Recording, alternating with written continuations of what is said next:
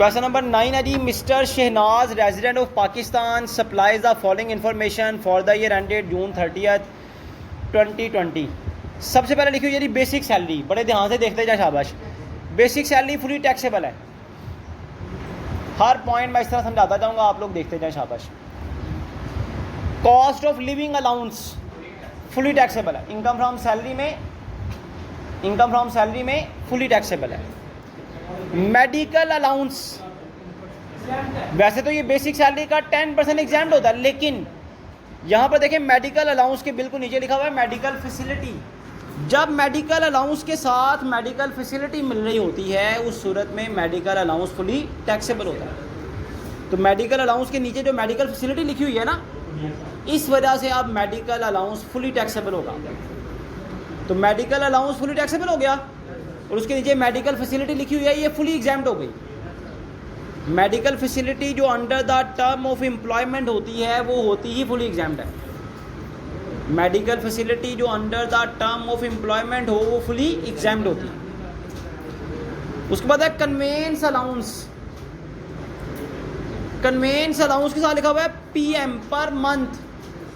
Convince allowance को 12 से बेटा मल्टीप्लाई करें, 6012 से मल्टीप्लाई होगा तो 72,000 आ जाएगा। That 72,000 is fully taxable. Convince allowance fully taxable होगा। तो यहाँ तक मसला है भला? साथ मैंने कहा पेंसिल हाथ में रखें, जहाँ मसला हो, जहाँ मैं जो डिटेल बताऊँ उसको साथ नोट कर लें आप।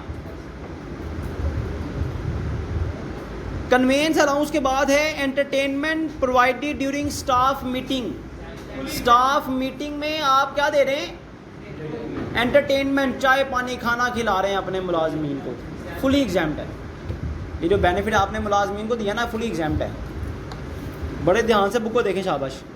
Accidental insurance premium paid by employer, company ने आपकी इंश्योरेंस के पैसे दिए हैं, फुली टैक्सेबल है। कंपनी ने दिए, आप खुद देते तो कोई रिलीफ नहीं था। एक्सीडेंटल इंश्योरेंस का कोई रिलीफ, कंपनी आपके बिहाफ पर आपकी इंश्योरेंस करवा रही है, उसके पैसे भी कंपनी खुद दे रही है। कंपनी दे रही है तो आपको बेनिफिट हो गया, आपको बेनिफिट हो गया तो fully taxable. Leave fare assistance fully taxable है। Leave fare assistance fully taxable है, चाहे ब्रैकेट में ये लिखा हो ट्रैवल आउटसाइड पाकिस्तान या ना लिखा हो, आप बस ये याद रखें कि ये फुली टैक्सेबल है। उसके बाद है इंटरेस्ट फ्री लोन, ध्यान से सुनना है। Interest free loan provided by the employer out of accumulated balance of recognise provident fund. जब आपके प्रोविडेंट फंड के पैसे जमा हो जाते हैं ना, तो आप उन प्रोविडेंट फंड के पैसों को बतौर कर्ज ले सकते हैं। बाकायदा आप दरख्वास्त देते हैं, भाई मुझे मेरा प्रोविडेंट फंड जमा हुआ है, 10 साल से जमा हो रहा है मिसाल के तौर पर, मुझे ये इस्तेमाल करने के लिए चाहिए, तो हुकूमत आपको वो पैसे जितनी उसकी रकम होती है ना वो आपको दे देती है। रूल है बहरहाल फ़िलहाल कि 80% रकम मिल सकती है आपको। 10 लाख जमा हुआ है ना आपका, तो 80% मतलब 8 लाख आप ड्रॉ कर सकते हैं, लेकिन वो लोन के तौर पे मिलेगा। लोन के तौर पे मिलने का मतलब ये है कि आपको वो रकम जो है 3 साल के अंदर अंदर वापस करनी होती है किस्तों में। हर महीने आपकी जो सैलरी है ना उसमें से वो पैसे कट जाते हैं। तो अगर किसी ने लोन लिया हुआ है ना ये वाला प्रोविडेंट फंड वाला, फुली एग्जाम्प्ट है। इनकम फ्रॉम सैलरी में आता है, फुली एग्जाम्प्ट है। उसके बाद है रेंट, इसको मार्क कर लें, इनकम फ्रॉम प्रॉपर्टी की आइटम है। Rent from a house let out at 20,000 per month, ये इनकम फ्रॉम प्रॉपर्टी की आइटम है।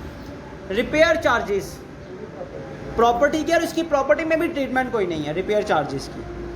कलेक्शन चार्जेस 8%, ये प्रॉपर्टी की इनकम है और प्रॉपर्टी में इसकी कोई ट्रीटमेंट नहीं है भी प्रॉपर्टी इनकम और वहाँ पर इसकी ट्रीटमेंट भी कोई नहीं है। कलेक्शन चार्जेस, ये भी प्रॉपर्टी इनकम है लेकिन इसकी वहाँ पर भी कोई ट्रीटमेंट नहीं है। Unadjustable advance rent from new tenant, ये अजान के बाद मैं समझाता हूँ आपको। Unadjustable advance rent receive from new tenant है ना, unadjustable advance rent from new tenant, इसके बिल्कुल नीचे लिखा हुआ है refund to the previous tenant vacated after 3 year.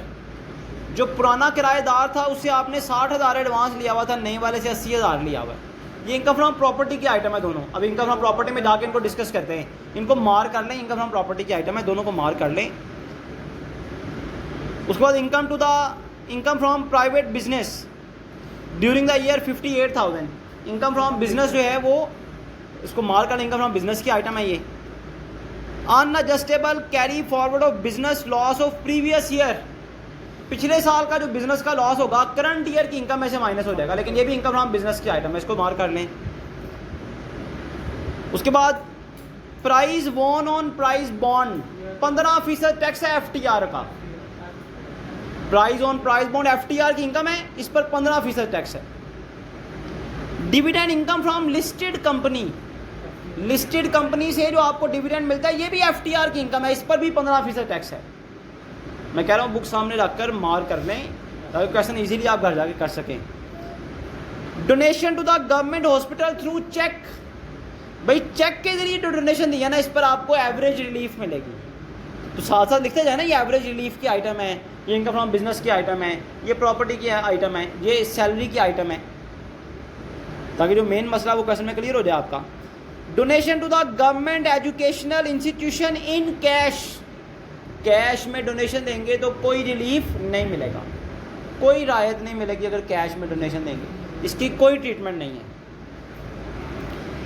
Gain on sale of immovable property, holding period more than 8 years, अगर holding period जो है वो मोर देन 8 ईयर होगा, अगर holding period more than 8 year होगा, इसके सोल्यूशन में ना थोड़ा मिस्टेक है, सोल्यूशन में उसने सोल्यूशन किया हुआ है लेस देन 8% के साथ, देखें ज़रा कि और भी कोई आइटम है ऐसी वाला, देखिए लिखा हुआ है gain on sale of immovable property लिखा हुआ है, इसके अलावा कोई नहीं लिखा हुआ ना, यहाँ को प्लॉट वगैरह लिखा हो, gain on sale of immovable property, यहाँ कोई प्लॉट वगैरह लिखा हो, नहीं लिखा हुआ ना। अब उसने क्वेश्चन में दिया हुआ है मोर देन, क्या लिखा हुआ है, मोर देन 8 जो है वो 80%, मोर देन 8 ईयर। सोल्यूशन देखें, सोल्यूशन में क्या लिखा हुआ है, मोर देन 8 लिखा हुआ है सोल्यूशन, मेरे पास वो शायद सोल्यूशन दूसरा है, वो बोला मोर देन 8%, मोर देन 8% हो तो फुली एग्जाम्ड है, ये तो बड़ा आसान हो गया ना फिर तो, मोर देन 8% हो तो फुली एग्जाम्ड है, वो साइज में रख ला, मैंने नेक्स्ट का सोल्यूशन किया हुआ है,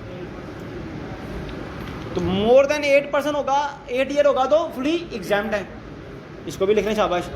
उसके बाद टैक्स डिडक्टेड एट सोर्स है बेटा, tax deducted at source bye her employer, ये 8वें स्टेप में टैक्स डिडक्टेड एट सोर्स में लिखा जाएगा, टैक्स डिडक्टेड एट सोर्स में लिखा जाएगा बेटा, कितना लिखा जाएगा, जो टैक्स आपने एट सोर्स दे दिया हुआ 37,000 माइनस हो जाएगा। उसके बाद है capital gain on sale of share of private limited company, private limited company के शेयर्स को बेचकर गेन हुआ है, ये कैपिटल गेन की आइटम है सेक्शन 37, कैपिटल गेन की आइटम है सेक्शन 37, और इसके बिल्कुल नीचे लिखा हुआ है कैपिटल लॉस। तो याद रखें प्राइवेट कंपनी के शेयर्स को बेचकर जो गेन होता है उसमें से कैपिटल लॉस माइनस होता है, पहले कैपिटल गेन में से कैपिटल लॉस माइनस होना है, सॉरी पहले कैपिटल गेन में से 25% एग्जाम्पशन होनी है, क्योंकि holding period more than 12 month है, तो कैपिटल गेन वाला पोर्शन पढ़ना है, न्यूमेरिक नोट्स आपके पास हैं, इसके जो फॉर्मेट के नोट्स हैं ना वो बुक शॉप के पास पड़े हुए हैं, कॉलेज के जो साथ मदनी फ़ोटोशॉप वाला है ना उसके पास, हाँ जी आज उसको दे दिए, उसके पास पड़ा हुआ है, People's Colony Government Commerce College के साथ जो मदनी फ़ोटो स्टेट वाला उसके पास पड़ा हुआ, उसकी शॉप है ना, उसे पूछा गया था 8 बजे से लेकर 11 बजे तक खुलती है और फिर 12 बजे से लेकर शाम 6 बजे तक, वो नोट्स फॉर्मेट के वहाँ से आप ले सकते हैं, ठीक है। उनमें कोई चेंजिंग है जो आपने रिक्वायर होने चाहिए वैसे आपके पास ना एहतियातन, कि कोई गलती हो जाए ना, बंदा अपने जो लिखे हुए नोट्स है ना उसे मैच कर ले, वो 18 पेजेस है, मेरा ख्याल 50 रुपीज़ के शायद नोट्स मिल जाएंगे आपको, मेरा ख्याल है 50। Capital gain on sale of share of private limited company, otherwise आप जहाँ से आपको सस्ते लगते हैं वहाँ से करवाएं, वो तो उसने मेरा ख्याल है रेट रखा होगा, मेरा ख्याल है कि शायद वो 3 रुपीज़ के हिसाब से देगा एक पेज, तो 54 रुपये बनते हैं, 50 रुपये शायद ले लेगा आपसे, 12 वो नोट्स इसको चाहिए हो ना वहाँ से ले सकता है। Gain on sale of immovable property holding period more than 8 year था, फुली एग्जाम्ड है, tax deducted at source bye her employer 37,000।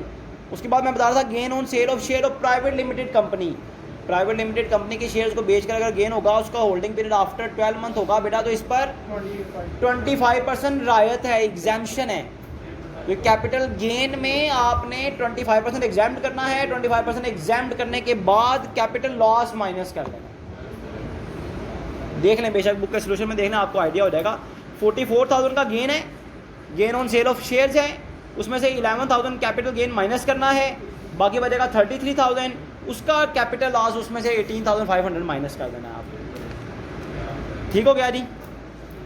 उसके बाद है इनकम फ्रॉम नेटवर्क डिज़ाइन।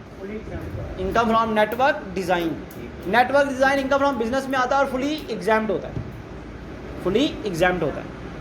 ये सुनिएगा ज़रा ध्यान से, मैं पहले भी समझा चुका हूँ, वैसे दोबारा देख लें।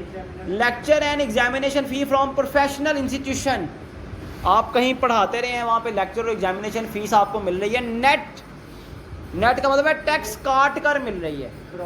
तो ये रूल याद रखें, जब आपने इनकम में लिखना है ना तो ग्रॉस अमाउंट लिखनी है। ये कौन सी अमाउंट लिखी हुई है? नेट अमाउंट लिखने इसे बेशक, ग्रॉस अमाउंट निकालनी है। ये टैक्स काट कर दिया हुआ है 9,000।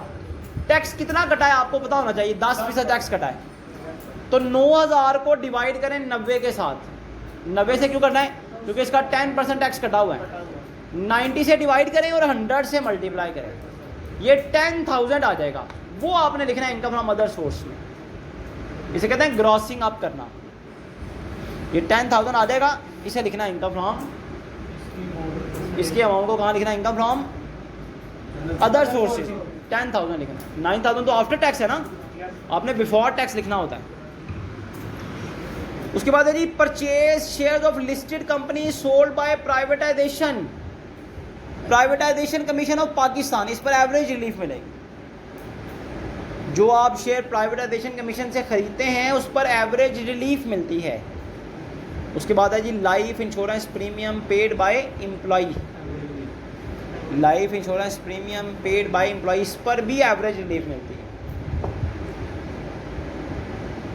Encashment of defence saving certificates, defence saving certificate को एनकैश करवा लिया है, कोई ट्रीटमेंट नहीं है। एनकैश का मतलब है बेच कर रकम हासिल कर ली है।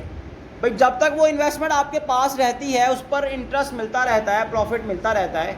जब बेच दी तो क्या किया, उसकी रकम मिल गई आपको, मुनाफा नहीं है ये, बेनिफिट नहीं है ये। क्या इंश्योरेंस क्या